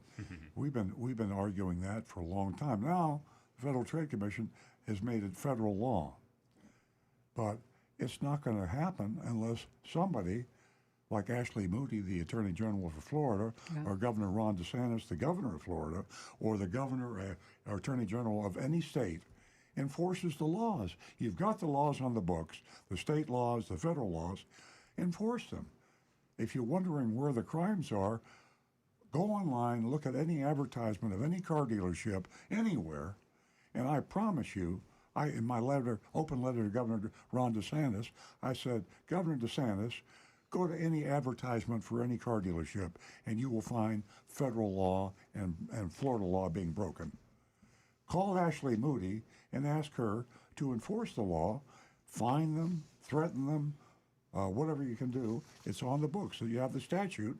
More laws are just making life more confusing for the consumers and for the regulators and for everybody. So, Yeah, and excuse the ladies and rant, I got gentlemen, carried away there. yeah, we both feel pretty passionate about this cause, and this radio show has really done so much, and we've all worked together here to bring us to this moment. Federal Trade Commission on the front page of the Automotive News talking what we have been talking about. And as Earl said, these rules these laws have to be enforced. They can they just keep throwing laws at everybody, law, but they're not enforced. And that's where they drop the ball. And Ashley Moody, our Attorney General, our Governor DeSantis, and by the way, Earl did, as he mentioned, write a column for the Hometown News that was supposed to be I find it hard to say this. There are amendments. We do have freedom of speech, right? We live in the United States of America. At any rate, he wrote a column, and the Hometown News wouldn't even run it. So, and that is the column that he talks about, open letter to Governor Ron DeSantis. So all of you stay in touch with your congressman. Do what you can to write a letter, whatever you can to support all of us. Let me quote here from the Federal Trade Commission new regulation on June 27th. Requires dealerships to produce a true offering price for any vehicle they promote. It's effectively the out-the-door price at a dealership would charge to purchase the vehicle, not counting any government taxes and fees. So that's the law, folks. That's the law. And they're violating it in Florida and the other 49 states, and nothing's being done about it. So, You know, in the Gallup poll that we talk about every week, that's what keeps us at the bottom. We've been at the bottom for so long, folks. Does that really turn your stomach? Do you want to do something about it? Join us. Join us in this fight. We can get something done here. We can do it with your support, with Ashley Moody. Hey, Ashley Moody, are you listening? How about Governor DeSantis? They tune in every week, right, Rick? Okay. Our telephone number is 877-960-9960. To make me feel better, Lorraine is calling. She's a first-time caller from Hope Sound. Welcome, Lorraine. Hello, I'm not a first-time caller. we'll listen to you anyway, Lorraine. Yeah, your voice will make me feel good. I appreciate that. First of all, thank you for all of your service and what you do for all of us. And this is a little story for all of the women that are listening to tell them what I have learned by listening to you and your beautiful team for a long time. I have a 2013 Elantra, and right beside my gear shift, there's a little teeny thing that says shift lock release. And I was traveling I got out of the grocery store and in Winn-Dixie, and my gear shift lock would just not move. It would not move no matter what I did. So I saw that little thing there for whatever reason, and I decided to get on my web and look it up, and I did exactly that. And it told me that that little teeny square, if you had a really small screwdriver, flat head, you push that down in there and it would release it. And I didn't know anything how to do that, so I watched the video, and I obviously didn't have a small screwdriver with me. So I was in the Winn-Dixie Plaza. There was a Dollar Tree. I went in and I bought a $1.25 set of screwdrivers that had every size you could think of. And the very, very teeny tiny last one fit in there. And that popped open, and I followed the video to hold it down, and it released it. Well, congratulations. Wow. Congratulations, Wayne. Pardon me? Congratulations. Thank you. I wouldn't have been able to do that not having listened to your program. Thank you very But much. my question is, why did it lock, and will it happen again soon? Those are my two questions. Most likely what happened is the car got bound up in park. What you're actually using that button for is to release the shifter, the lock system that keeps it from going from park into any other gear without the ignition turned on. Probably the solenoid inside there, that when you turn the key on and step on the brake, it's supposed to release that solenoid and let you push the button and shift the car from park down into reverse, neutral, drive, etc. So if that solenoid in there is starting to act up, that will not let it come out of park. Were you able to push in the button on the shifter at all when you stepped on the brake? Could you push the button in? No, it would not move at all.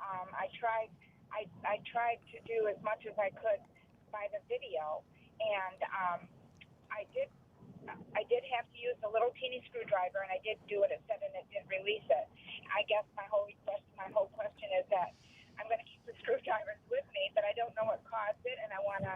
When you say solenoid, does that mean something that I need to have replaced? Probably, yeah, because what you used the screwdriver on, that's actually a mechanical override for that lock system. And I would definitely have a mechanic check out that solenoid on your shifter lock, because basically what happens, that it's a safety feature so that the car can't be shifted out of park accidentally without the key being on and your foot on the brake in order to be able to shift it. And so using that override, that gives you the ability to do it even if, say, the battery was totally dead. You'd be able to get the car into neutral to push it for a tow truck or the like. But if that solenoid has gone bad, if it's starting to go out, then that lock system, you could get stuck with that in park, and you'd have to use that override all the time. So I would definitely have a mechanic check that out. Okay, and so is that something that would be a really big expense to have fixed? No, the solenoid itself would probably be at most maybe $100 to $150. Labor on that shouldn't be more than $150 to $200 total. Okay. Well, thank you very much. You answered that, and I have one more quick question. Sure. My visor in my car broke on one side, and so it doesn't stay up very well. So I used some Velcro to make it stay, but it doesn't stay against the material. And I tried to get a new visor, and it's hard to get one for this old of a car. Is there any type of tape or anything you can tell me that would hold it up against the material? This sounds a little silly, but what I would recommend is actually get a strip of material. And you know those pins that you can buy at the craft stores and furniture stores for like putting like slip covers on your furniture? It's kind of a little decorative head, and it's like a curly Q pin. Yes. All right, get a strip of fabric, attach it to the headliner with those curly Q pins, so those will hold nice and solid. Have that fabric come down to your headliner, and then use like just a straight pin going into that. That will hold your visor up in place, and you can still pull that little strip of fabric loose anytime you need to pull the visor down. Perfect. Well, It's a silly shade tree fix, but it works. I know, but I appreciate it, and you're just such a wonderful show to listen to, and I hope that all these women that are listening, if they have any problem whatsoever, no matter how silly it is, to call in because you have the answers, and I appreciate you. God bless you all, and thank you for listening. Thank you, Lorraine. You're the greatest. Thank you so much, Lorraine. And please stay in touch with us, and good luck. We're going to go to Chuck, who's been holding from Oklahoma. Oklahoma. Oklahoma. You read my Hi, Chuck. mind. Good morning. How are y'all this morning? We're well, thank you. Thank you for your patience, Chuck. Oh, quite fine. Hope you all had a good 4th of July weekend. Hey. I was calling because I know you both have Teslas, and I was reading quite a bit of the Tesla stuff this week. I heard that he's supposed to be having he won the award for best electric vehicle for the year, I believe it was. I forget the name of the brand, but it was rated number 1, of course. And also, he was supposed to be coming out in a few years with a $25,000 MSRP electric vehicle. Since you're pretty knowledgeable about this stuff, my question was, I'm reading a lot on the maintenance is supposed to be quite a bit lower because you don't have a combustion engine, you don't have a powertrain, no transmission, no oil changes, and that kind of stuff. Yeah, I've had my Tesla over a year, and there has been no required maintenance. So it's almost maintenance free. So electric motor on each wheel, or how is your electric motor system set up? Your tires are the only thing. Your motor requires no maintenance. Your battery requires no. If you have a problem, obviously you have to have it resolved. But there's no maintenance, required maintenance on anything, as far as I know, except the tires. I get them checked regularly, and I had a problem with one. Okay, I understand a lot of that. What I find very interesting is, all the manufacturers are putting out target dates. Ford, Chrysler, General Motors. They're saying, well, by 2030 we'll have X percentage of all electric vehicles.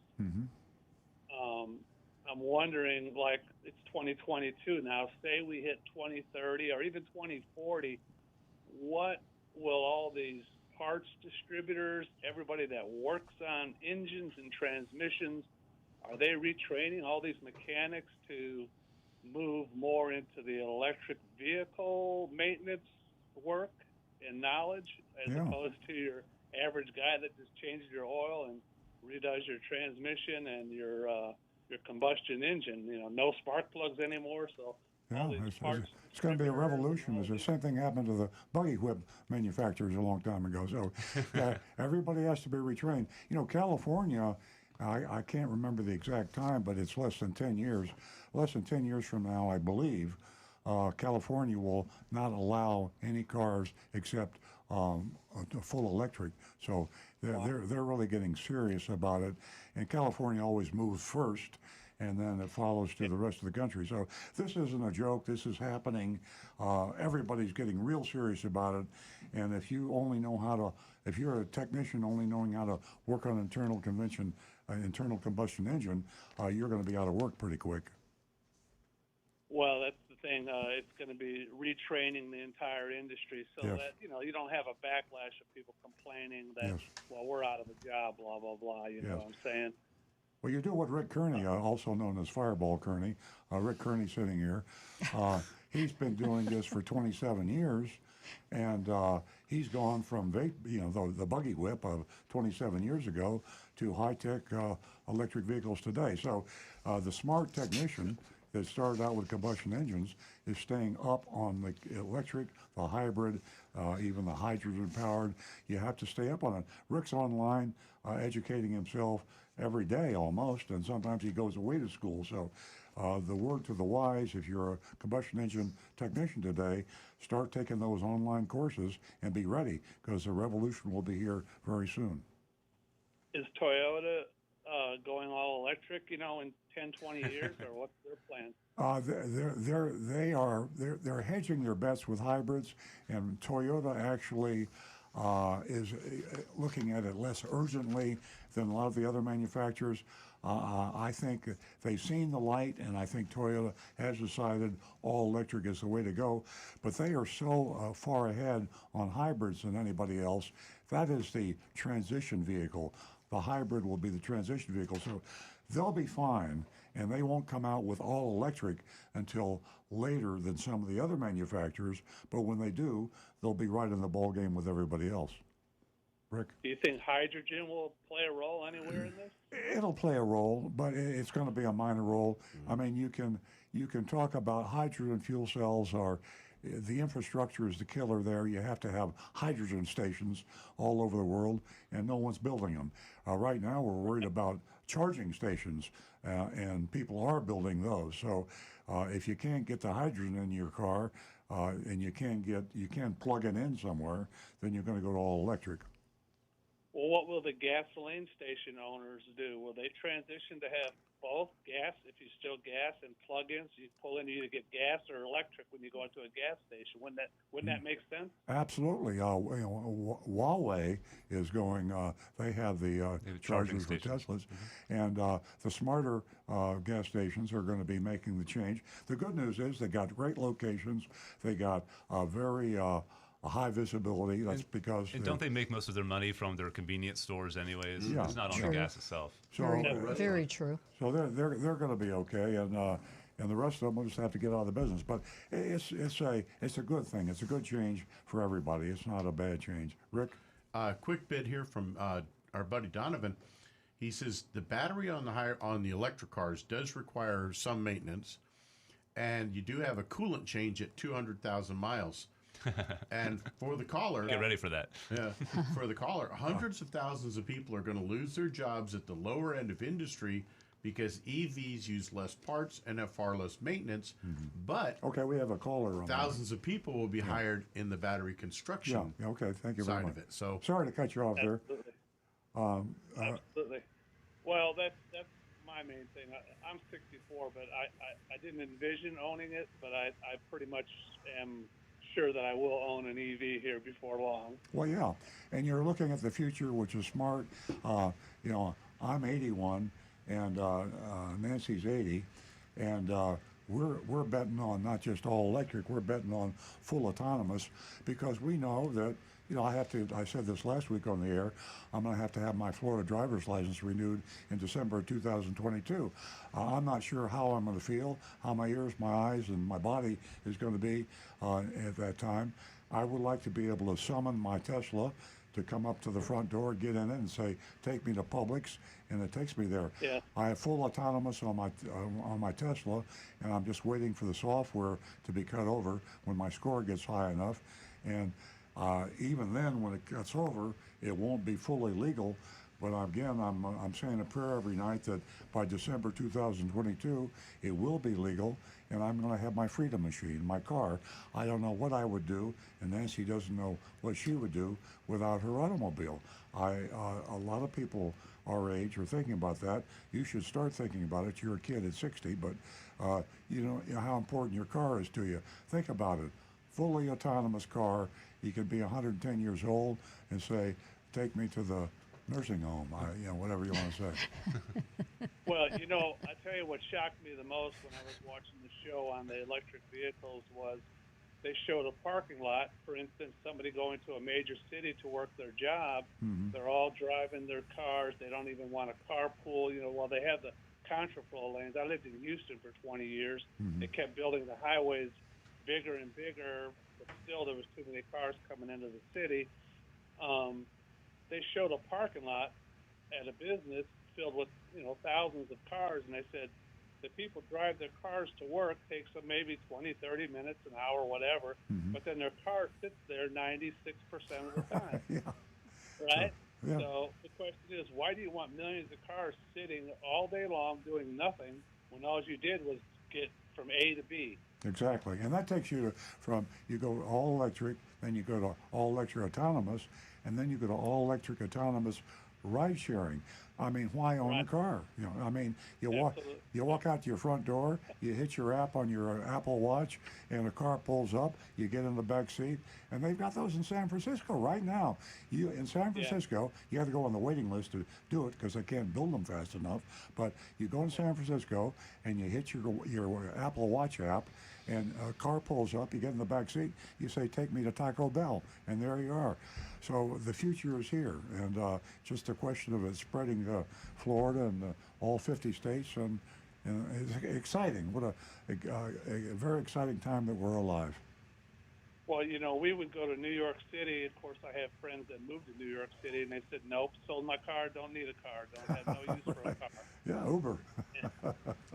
And in New York City, we take the subway. We walk. I mean, you don't need a car. No, exactly. Yeah. Even in L.A., we go to L.A., we took the train to the basketball game, Yeah. and we took a You taxi over here, whatever. But You realize you're talking to a car dealer. I'm starting to have palpitations. Chuck, I can understand where you're coming from. I'm from Pittsburgh and used to get around the same way. The good news is that I read more and more that the electric vehicles, they're becoming more and more affordable, and the prices are coming down, and depends on which direction you're looking in as far as a purchase is concerned. It was a delight talking to you. We are going to go to the Mystery Shopping Report. Give us a call again. Please. You're a great caller. Our Mystery Shopping Report Well, is... we got some more texts. It's only 9:37 now. Let's. Do we have any more texts over there? Yeah, we do. Got a couple here. Let's see here. The 2017 Tundra SR5 5.7. During braking, it will rev to about 1,500 RPM. It has done this a few times. The truck only has 33,000 miles, and they just bought it less than 500 miles ago. Any clue? What size boots do you wear? Seriously? Believe it or not, that actually is a concern. I have seen sometimes folks with large footwear Or big feet. when you move your foot from the gas to the brake pedal. If you don't bring your foot all the way over, and your boot actually catches the accelerator when you're stepping on the brake pedal, you will engage the accelerator just a little bit. Yeah, he says it's only done it a few times, so it might be just an accidental foot placement. I would be looking at that. Well, it's part of the problem with sudden acceleration that Toyota made famous several years ago. And my suggestion there is that all manufacturers consider that they're building cars for people with big feet and people that wear boots. And so they need to take into consideration the design of their pedals. You don't always know why somebody runs into a lamppost, and it makes me shudder a little bit to think that cars are designed with that issue. I mean, if you have small feet or normal feet, it doesn't happen, but hey. Now, most cars also are designed now where and 1,500 is a little excessive, but most of the new cars, pretty much all the new cars built for the last 5 years, if you are stepping on the brake pedal enough that it engages the brake light switch, the accelerator pedal becomes inert. Because the accelerator pedal is now electronic, and the computer controls the engine. Right.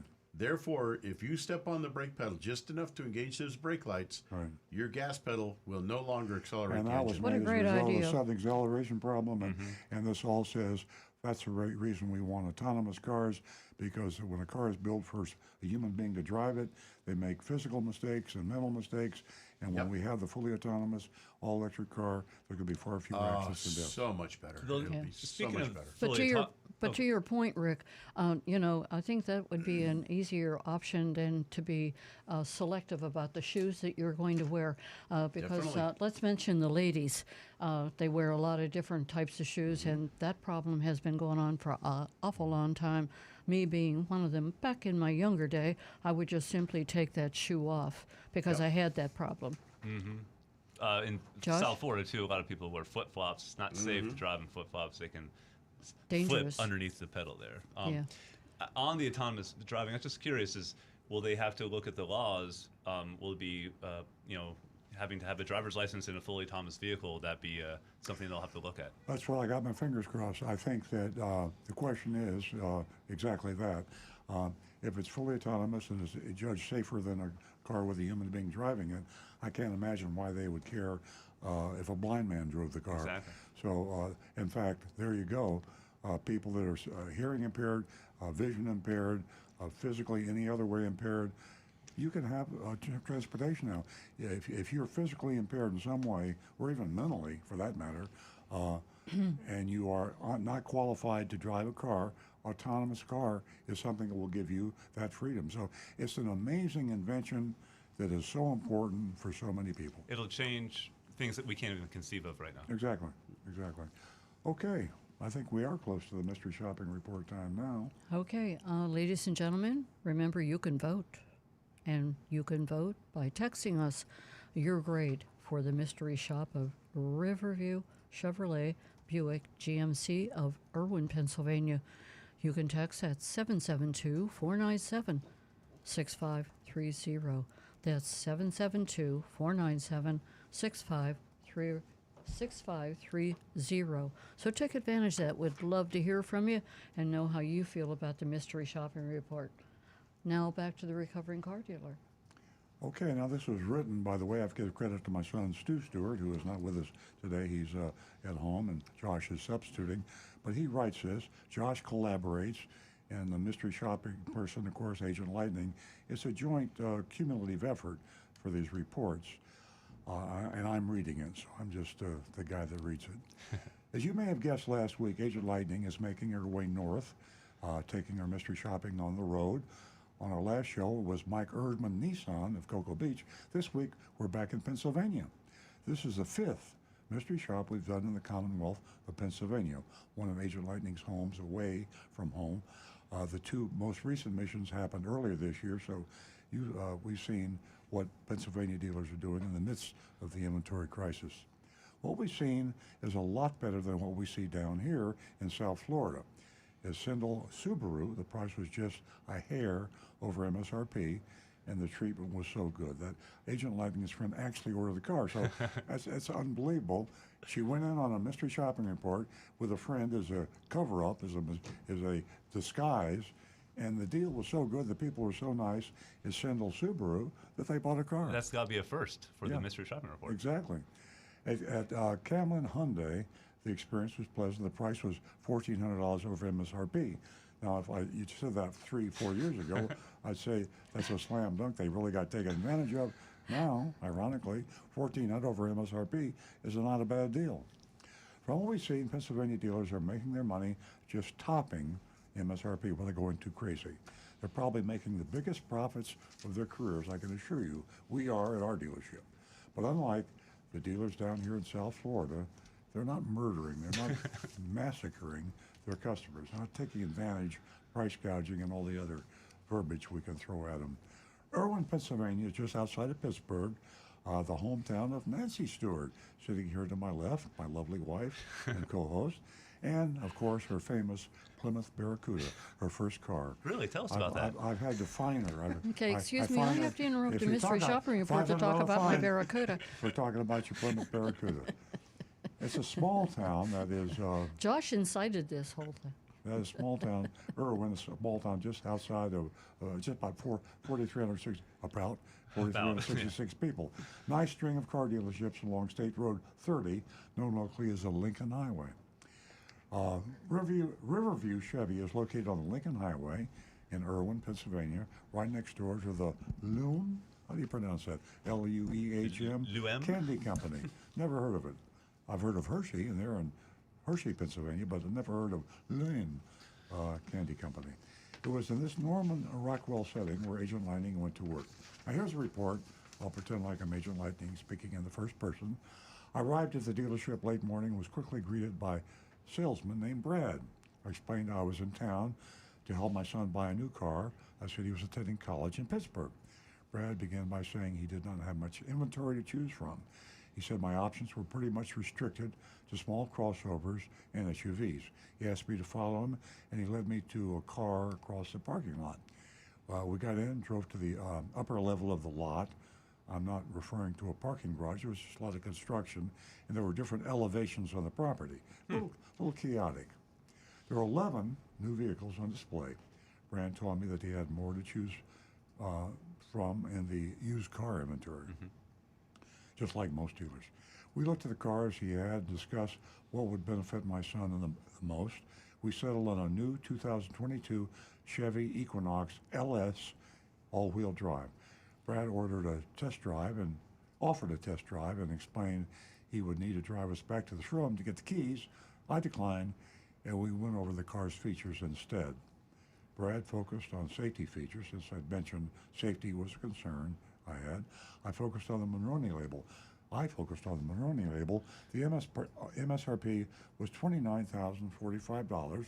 That's fairly low by today's Monroney standards. And there was no addendum. Oh.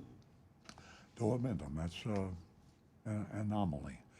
I told Brad I was ready to look at the car at the numbers, so we got in his car, descended the terrain, went down the mountain. I'm glad I don't live in Pennsylvania. I take that back. I like mountains. I just don't like driving up and down them. He led me to his desk. We both took a seat. I asked him if they had any incentives, like rebates or special financing. Brad said I could choose between $1,250 rebate or 0% for 60 months. That's typical. And it was nice that he mentioned the alternative. Sometimes you don't get the alternative mentioned. I said I wanted to see the cash option. Brad excused himself for a few minutes and returned with a worksheet. The selling price was MSRP, $29,045. The next line showed the promised $1,250 rebate. Whoa! So they were coming off of MSRP, and here's a General Motors rebate of $1,250, bringing the price down from MSRP to $27,975. Now, let's see where we go from here. To that, he added $422 in documentary fee. Now, that's a hidden fee, dealer fee, whatever you want to call it, but it's pretty small, $422. You know, years and years ago, when I had a dealership, dealer fee, I should say, I had a dealership going back, let's say 20 years, my documentary fee, my dealer fee was $495, and that was, now they're $1,000, $2,000. So $422 is extremely reasonable for an extra fee. And there was $58 for title, $39 registration, $34 plate, and there was $45.47 in additional fees. So you add them all together, and you're still only at $598.47. Very low by South Florida standards, certainly. Then he added sales tax and tag, which is good, and the out-the-door price was $30,456. It looked like the only big junk fee was a $422 dock fee. So my real price, hang on to your hats, folks, we haven't seen this ever, I don't think, ever. I mean, in the past 3 years. $828 below MSRP. You heard it. I'll repeat it. $828 below MSRP. Almost unbelievable. Brad went over the 0% financing option and asked me to reconsider the certified pre-owned vehicle. He continually apologized for having so few cars. I might mention a little bit, with interest rates going up, you really want to compare those two, the cash and the interest. 0% for 60 months can be a lot of money if you're financing a lot of money. So just do the arithmetic. My guess is on the average purchase price today, you could save more than $1,250 by going to the 0%. So I agree. Think about that. I told him his price was very good and he was very helpful, but I needed to go see my son and discuss things with him. Brad walked me to the door, and there was no, let me get my manager. There was no, if you buy today, you'll get an even lower price. There was no Mickey Mouse. It was just delightful. Almost, I get emotional when I think about it. It was just like the way cars should be sold. So, God bless you, Pennsylvania. God bless you, Irwin, Pennsylvania. And God bless you, what's the name of the dealership? Riverview Chevy. Riverview. I mean, what a job. My heart be still. I don't want to. I've already prejudiced the vote, so I can't. I shouldn't say any more.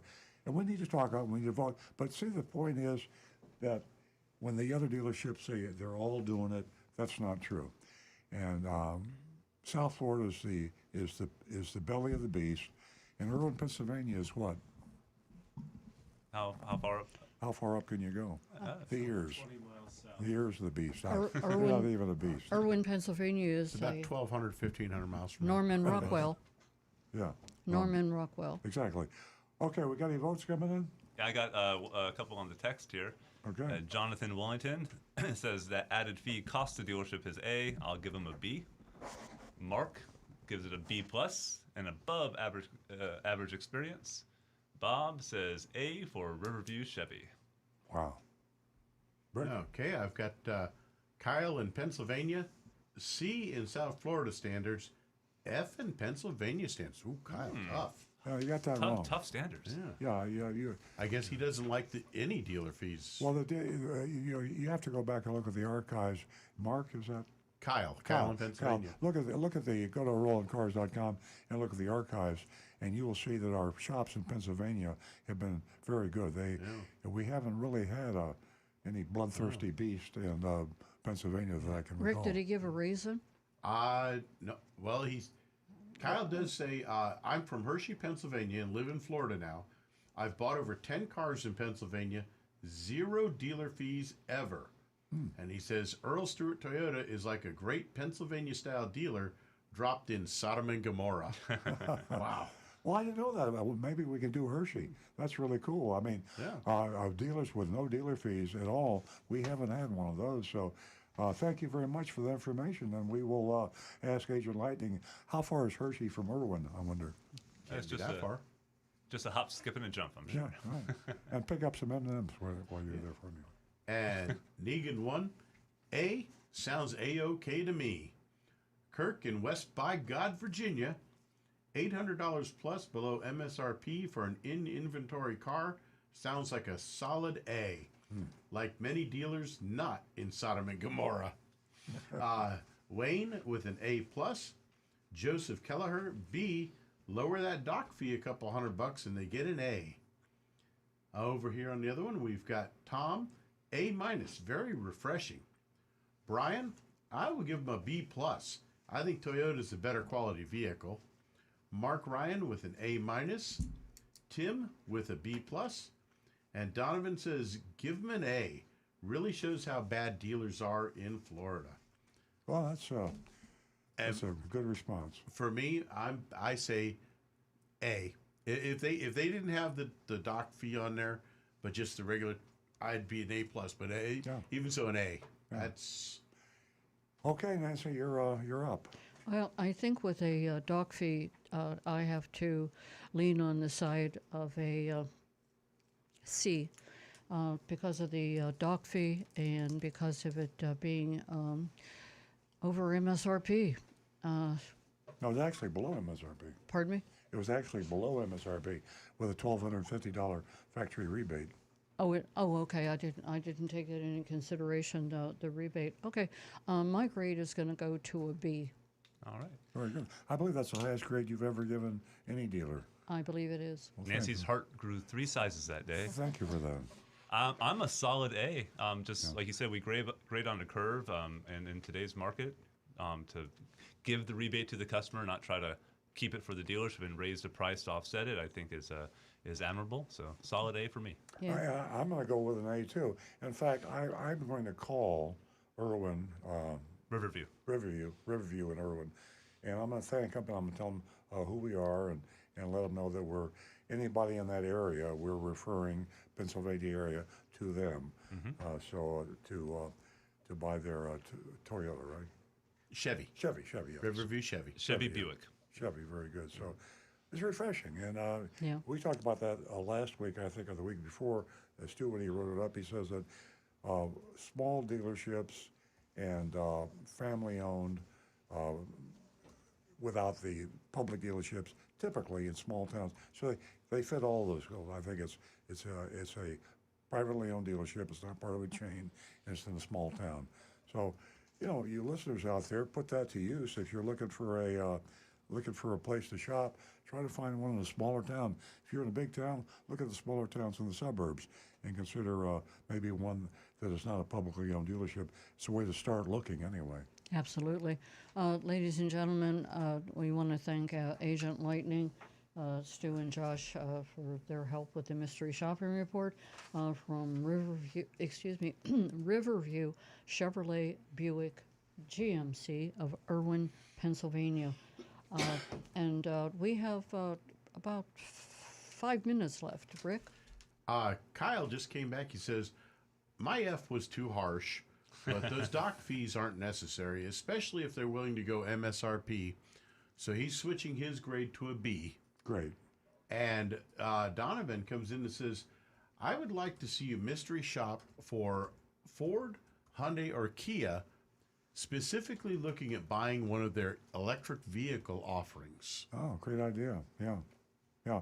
That's something that is going to be interesting to watch when the electric vehicles come out, because there will be a shortage, I believe. And like with Teslas right now, Nancy wants to buy a Tesla. I'm driving a Tesla, and the waiting list is months and months and months. So we'll see if the sellers of the EVs, electric vehicles, are marking them up over MSRP. Yeah. So we'll do that. Thank you very much for the suggestion. Yeah, great. And you have made me designated driver, correct? Earl even got me a chauffeur's hat for me to.